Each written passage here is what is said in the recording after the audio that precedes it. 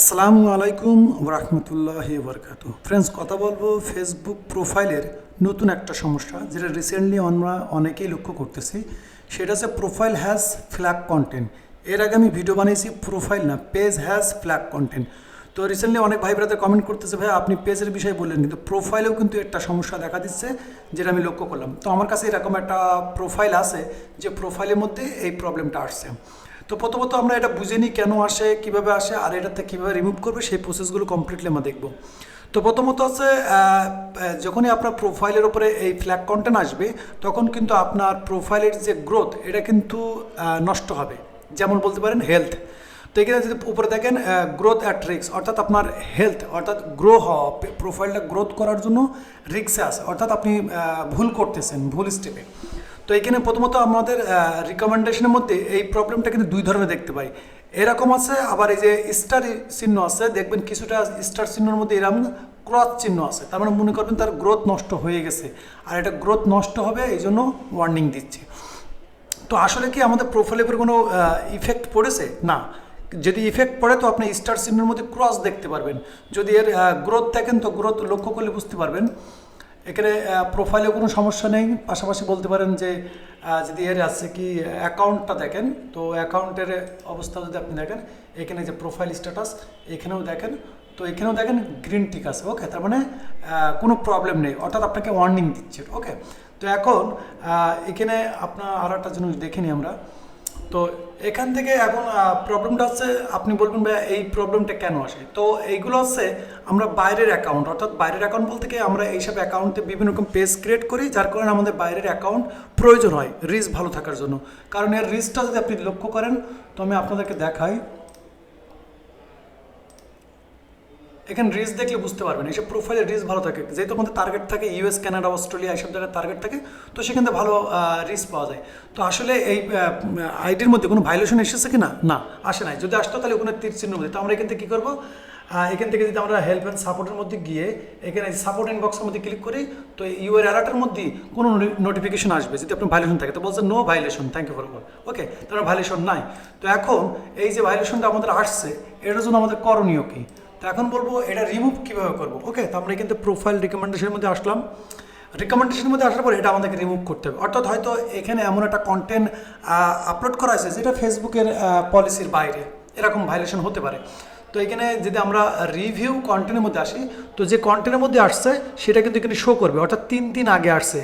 বলতেছে আপনি এমন একটা কন্টেন্ট শেয়ার করেছেন যেটা বলতে পারেন এক ধরনের ভাইলেশনমূলক। তো আমরা কী করবো, এটাতে ক্লিক করব। এটা কেন? এটা বিষয়টা হচ্ছে ক্লিক করার আগে এখানে টেক অ্যাকশন থাকবে, অনেকের আছে কি একটা অপশন থাকবে না, একটা অপশন থাকবে। তো মূলত কথা, এই ভাইলেশনটা কেন আসে? এই ভাইলেশনটা আসার মূল কারণ আছে আমরা যদি অন্যের কন্টেন্ট ব্যবহার করি, অর্থাৎ অন্যের কোনো কন্টেন্ট আমরা সরাসরি নিচে লাগাই দিই, আর সেটা যদি বড় ধরনের কোনো পেজের হয়, তারপরে কোনো ভাইলেশনমূলক হয়, তখন কিন্তু এই জিনিসটা আসে। তো এখানে দেখবেন প্রপারলি লেখা আছে কিন্তু যে কী কারণে ভাইলেশন আসছে, কী কারণ হতে পারে। তো আমাদের কী করতে হবে, এখানে ক্লিক করতে হবে টেক অ্যাকশান। টেক অ্যাকশনে ক্লিক করার পরে এখানে দুইটা অপশন দেখাতে পারে, ডিলেট পোস্ট আর অ্যাডমিন। তো এটা তো যেহেতু প্রোফাইল, এই জন্য আপনাকে কিন্তু সরাসরি ডিলেট দেখাবে। এমন কিছু কন্টেন্ট থাকবে যেটা রিমুভ হয়ে যাবে, অটোমেটিকলি রিমুভ করে দিবে। তো যেহেতু এটা প্রোফাইল বলে কিন্তু ডিলেট পোস্ট দেখা দিচ্ছে, অর্থাৎ অ্যাকশনসে ডিলেট করতে পারবেন। আর যদি প্রোফাইল হয় না হয়, যদি পেজ হয়, সেখানে অ্যাডমিন থাকবে এবং আপনার ডিলেট পোস্ট থাকবে। তো আমরা এটা কী করবো, ডিলেট করে দেবো। ওকে, তো ডিলেট করে আমরা দেখবো, রিফ্রেশ করে দেখবো যে এটা চলে গেছে কিনা। ওকে, তোমরা একটা রিফ্রেশ মেরে দিই, কারণ এখানে অনেকগুলো থাকতে পারে। এটা অটোমেটিকলি ফ্ল্যাগ চলে আসে, আর এটা কিছু কিছু প্রবলেম কারণ হয়। তো এটা কিন্তু ডিলিট মারা হয়েছে, মানে অটোমেটিকলি কিন্তু ডিলিট হয়ে গেছে। ঠিক আছে, যেহেতু কিছু না কিছু প্রবলেমের কারণে কিংবা সার্ভারের কারণে এটা কিন্তু ডিলিট হয়ে গেছে। ওকে, ডিলিট হয়ে গেছে কিন্তু এটা। যদি আমি আরও রিফ্রেশ করাই, তো যেহেতু আপনার অ্যাকাউন্টের উপরে কোনো ইফেক্ট নেই, মনে রাখবেন আপনার অ্যাকাউন্ট গ্রিন, তো আপনার অ্যাকাউন্টে কোনো ইফেক্ট নেই, অটোমেটিকলি কিন্তু এটা ফ্ল্যাগ আসছে, আর এটা অটোমেটিকলি রিমুভ হয়ে যাবে। আর আমি নিজেই কিন্তু এখন রিমুভ করলাম। তো যদি ইফেক্ট থাকে এখানে ইয়েলো কালার থাকবে, ঠিক আছে, গ্রিন কালার আছে, তার মানে আপনার প্রোফাইল ওকে আছে। আর আমি যে প্রসেসটা করলাম ওটা ডিলিট হয়ে গেছে। তো ডিলিট হয়ে গেলে এটা একটু হাইডে রিফ্রেশ করলে চলে যায়, তারপরেও যে কোনো কারণবশত থেকে আসে। তো এটা কিন্তু রিমুভ হয়ে গেছে, 3 দিন আগে আসছে। এটা আমি যে এইভাবে করছি, দাঁড়া একটা জিনিস, এটা বিষয়ে রিকমেন্ডেশন বিষয়ে আরও জিজ্ঞেস করতে বলছে।